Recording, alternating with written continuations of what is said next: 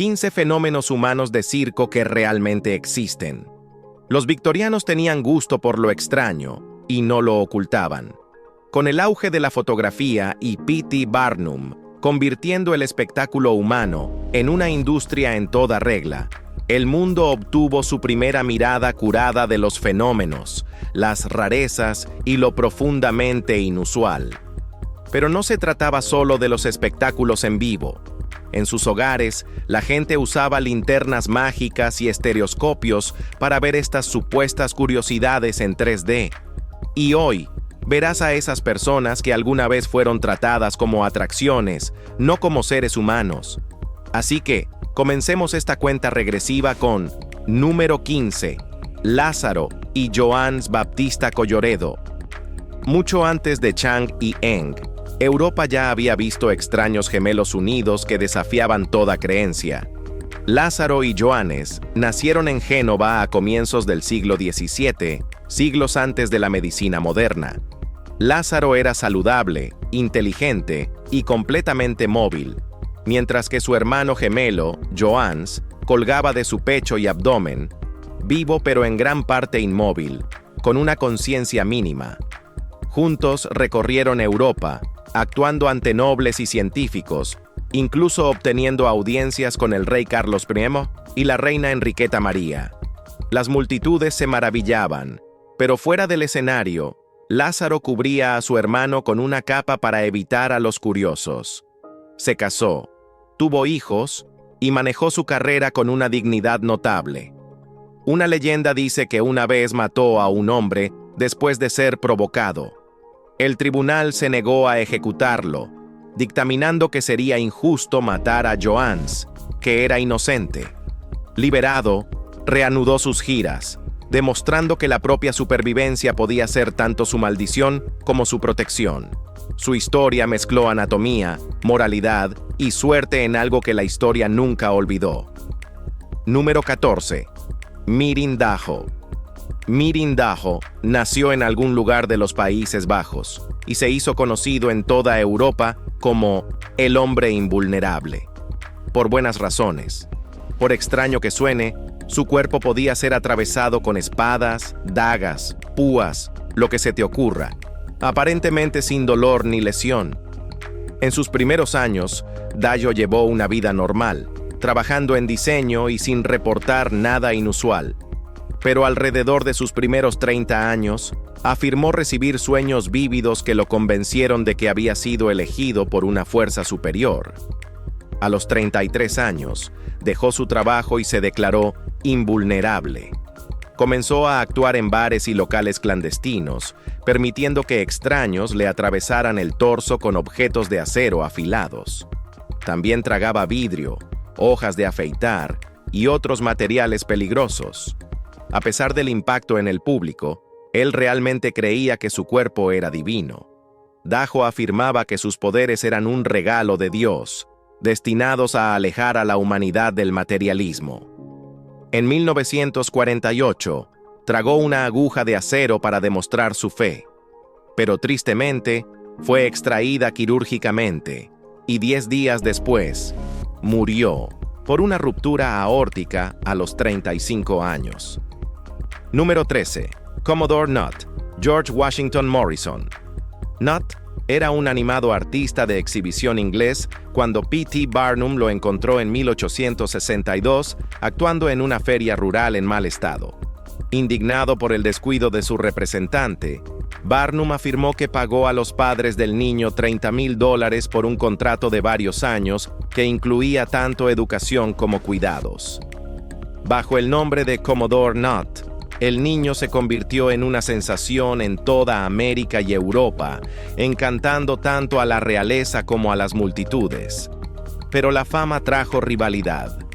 Él y el general Tom Thumb, el otro célebre pequeño artista de Barnum, ambos se enamoraron de la diminuta pero glamorosa Lavinia Warren.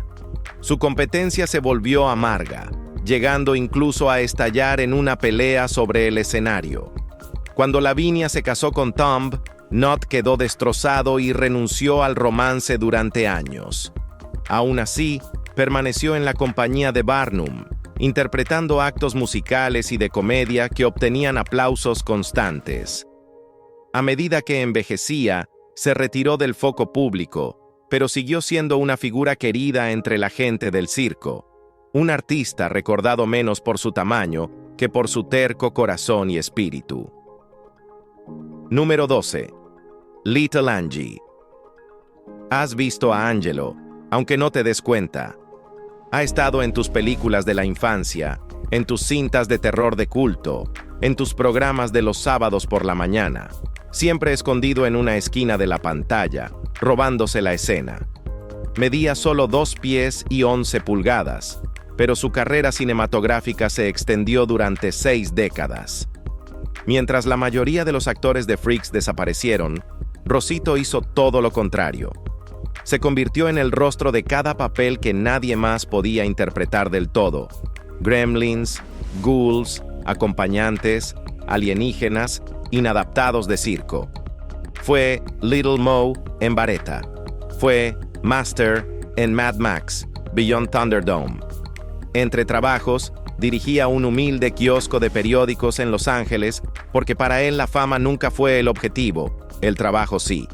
Desde Drácula vs. Frankenstein hasta H.R. Pufnstuf y The Beloved Rogue, siempre aparecía. No necesitaba un foco ni una carpa de fenómenos. Se abrió un lugar en las esquinas de la pantalla y se quedó allí más tiempo del que nadie esperaba. Eso no es suerte, eso es determinación. Angie nunca se fue, simplemente siguió apareciendo. Número 11. La mujer religiosamente tatuada. Anna Mae Burlington nunca planeó ser parte de un circo. Esta mujer, nacida en Spokane, se casó con el tatuador Charles Red Gibbons en 1912, y esa unión reescribió su destino. Para publicitar su trabajo, Red cubrió más del 80% de su cuerpo con imágenes religiosas, como santos, ángeles y escenas bíblicas inspiradas en maestros del Renacimiento. Bajo el nombre de Artoria Gibbons, se convirtió en la mujer cubierta de tatuajes sagrados. Al principio, las multitudes miraban con incredulidad, luego con admiración. Su mural viviente se convirtió en un puente entre el arte y la fe, la belleza y la devoción.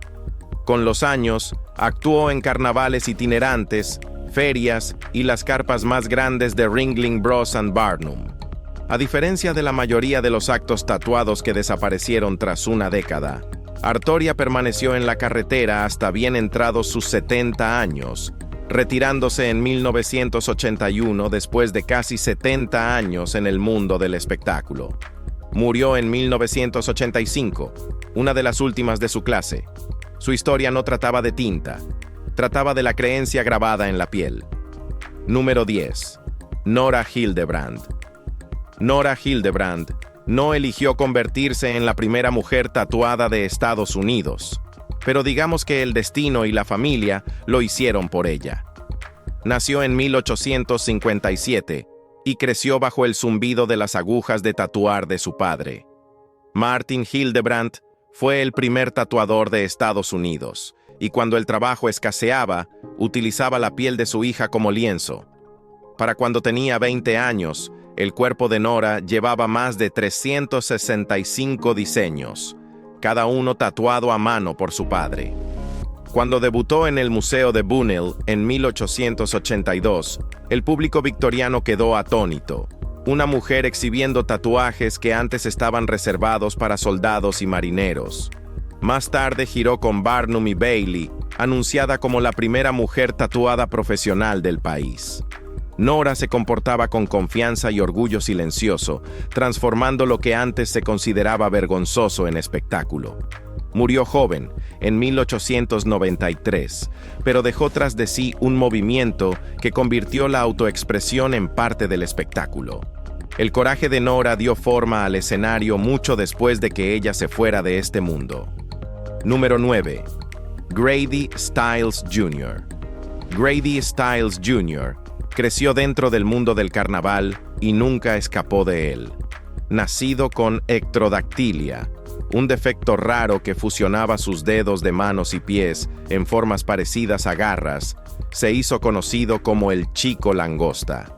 Una silla de ruedas lo transportaba, pero sus brazos eran puro músculo, y sabía cómo usarlos. Fuera del escenario, esa fuerza y la ira que la acompañaba se volvió fea. El consumo excesivo de alcohol agudizó su temperamento hasta que toda la familia caminaba sobre cáscaras de huevo. En 1978, cuando su hija mayor intentó casarse con un hombre que él desaprobaba, Grady lo terminó con un disparo, matando al prometido de su hija la noche antes de la boda. Confesó, pero un juez le evitó la prisión, alegando que ninguna instalación podía manejar su condición. Siguieron 15 años de libertad condicional. La violencia no se detuvo. Para 1992, su esposa, Mary Teresa, ya había tenido suficiente. Ella contrató a un trabajador de feria de 17 años para acabar con todo. Al año siguiente, Grady fue asesinado a tiros en su propia casa, muerto por su propia familia. Eso fue todo. Número 8. African Dwarf Tommy Bueno. Uno pensaría que un hombre negro de 1960, menos de 3 pies de altura en la América de la década de 1840, no llegaría más allá de la esquina de la calle, y mucho menos a escenarios nacionales. Pero Thomas Dilworth no era como los tipos normales de Las Vegas. Se hacía llamar African Tom Thumb, Japanese Tommy y African Dwarf Tommy, dependiendo del público. Bailaba, cantaba y contaba chistes, y lo hacía en espectáculos de juglares dominados por blancos, mucho antes de que la mayoría de los artistas negros se acercaran siquiera al centro de atención. Mientras hombres blancos usaban corcho quemado y se burlaban de su raza, Dilworth estaba justo a su lado, robándoles el protagonismo. Trabajó con las compañías de Christie's Minstrels, Bryant's y Woods, a menudo como el único nombre no blanco en el cartel. No solo sobrevivió a eso, le dio la vuelta. Incluso se le atribuye haber acuñado la palabra hunky dory. Con el tiempo, giró con grupos totalmente negros, pasando de ser un truco simbólico a un artista respetado. Murió en 1887, pero su influencia no. No era solo una curiosidad, era un romperreglas. Y la historia recuerda a quienes rompieron el molde. Número 7. Princess Radja. Princess Radja construyó una carrera poco común que comenzó en Coney Island y terminó bajo las luces más brillantes del vodevil. En la década de 1890, mientras Estados Unidos se obsesionaba con la danza oriental, emergió como una de sus estrellas más audaces. Parte atracción de feria, parte figura principal. Actuó en la Exposición Universal de St. Louis de 1904, capturada por el equipo de filmación de Edison en un corto que aún sobrevive. Sus actos característicos, la danza de Cleopatra, la danza de la serpiente y la danza de la silla árabe, donde sostenía una silla con los dientes, combinaban elegancia con audacia física. En 1909, el propietario teatral Willie Hammerstein la vio en el Museo Hoover y la contrató para su Teatro Victoria, el principal escenario de vodevil de Nueva York. Recorrió los circuitos Keith y Orpheum, ganando hasta $1,000 por semana, una fortuna para su época.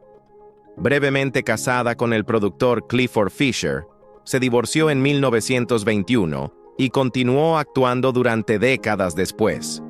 Mientras otros desaparecieron con la era del vodevil, Radja siguió bailando, convirtiendo misterio, movimiento y determinación en un foco de atención de por vida. Número 6. Monster Show Maven. William Cameron Coop no era un presentador, era el ingeniero detrás del telón. Nacido en 1836, se abrió camino en el mundo del circo estadounidense antes de que nadie hubiera descubierto cómo hacerlo rentable. Comenzó joven, dirigiendo espectáculos secundarios y aprendiendo a mover carpas, animales y hombres como un reloj. Para 1871, se había asociado con P.T. Barnum para lanzar lo que se convirtió en el Gran Museo Viajero, Menagerie, Circo e Hipódromo de Barnum. Barnum vendía el mito. Coop construía la maquinaria.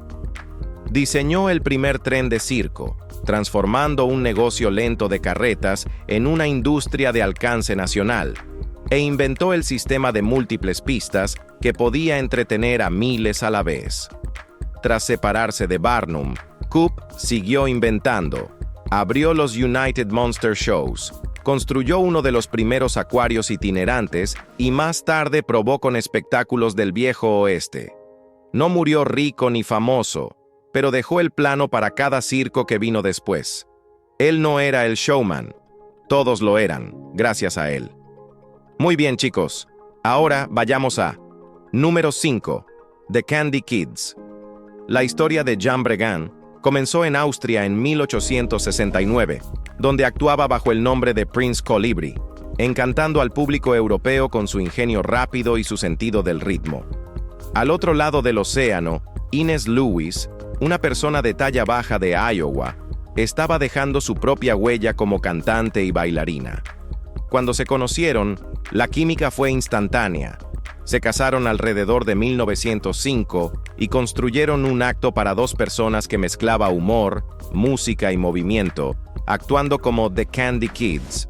Su popularidad llamó la atención de la John G. Woodward Candy Company, que los convirtió en los rostros alegres de su campaña publicitaria. Carteles, latas de productos y apariciones en vivo los transformaron en celebridades en miniatura.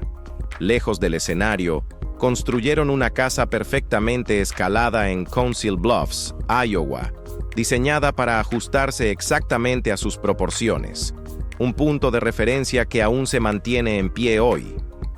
Jean murió en 1944. Inés continuó su legado durante otros 20 años. No eran fenómenos, eran artistas que convirtieron la asociación en permanencia, un dulce recordatorio de que el espectáculo podía ser tanto alegre como digno. Número 4. Colonel Speck Fleming W. Ackerman no necesitaba altura para dominar una habitación.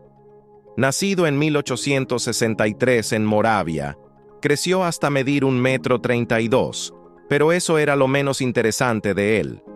Desde la infancia, se sintió atraído por la música, actuando localmente antes de unirse a la troupe de los hermanos Tremaine en 1875. El propio Barnum intentó reclutarlo cuando tenía 13 años, pero la familia de Ackerman dijo que no.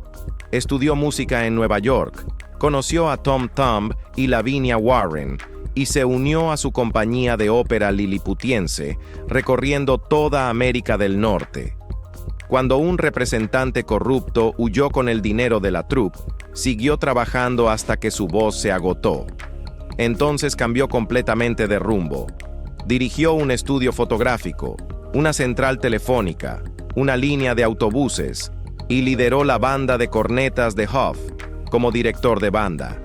Más tarde, los lugareños lo llamaron Colonel Speck. Para cuando murió en 1946, había hecho todo lo que quería, demostrando que un hombre bajo aún podía vivir una vida alta. Número 3. Major Edward Newell. Edward Newell nunca tuvo la estatura de un líder, pero se comportaba como tal. Con apenas 90 centímetros de altura, se convirtió en uno de los artistas más conocidos de Barnum, a menudo anunciado como Major Edward Newell o General Grant Jr. Su fama no se debía solo a su tamaño, sino a su compostura.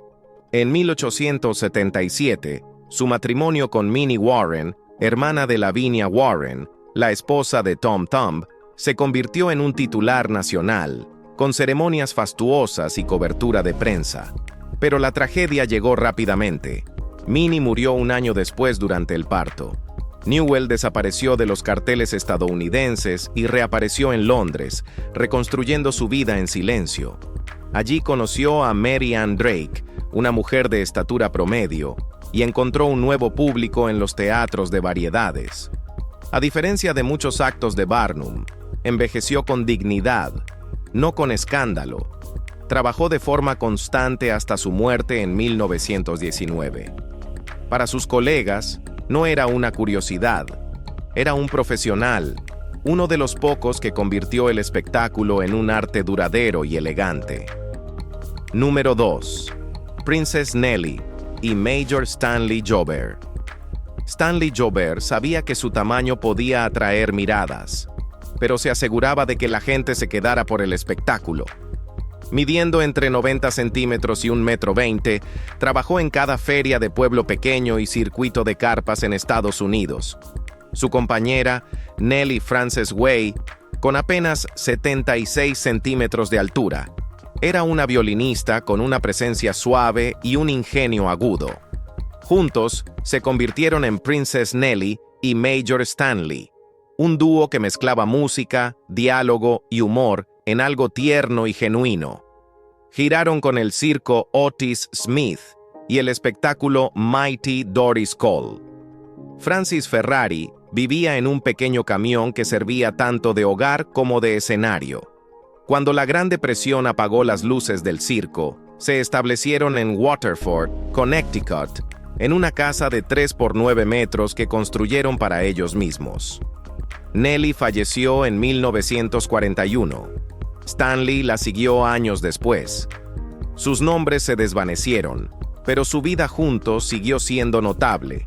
Una asociación construida no sobre los aplausos, sino sobre la resistencia, el oficio y una profunda confianza.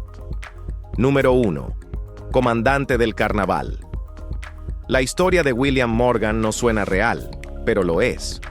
No fue criado para ser un revolucionario. Huyó de Ohio siendo adolescente para unirse al circo.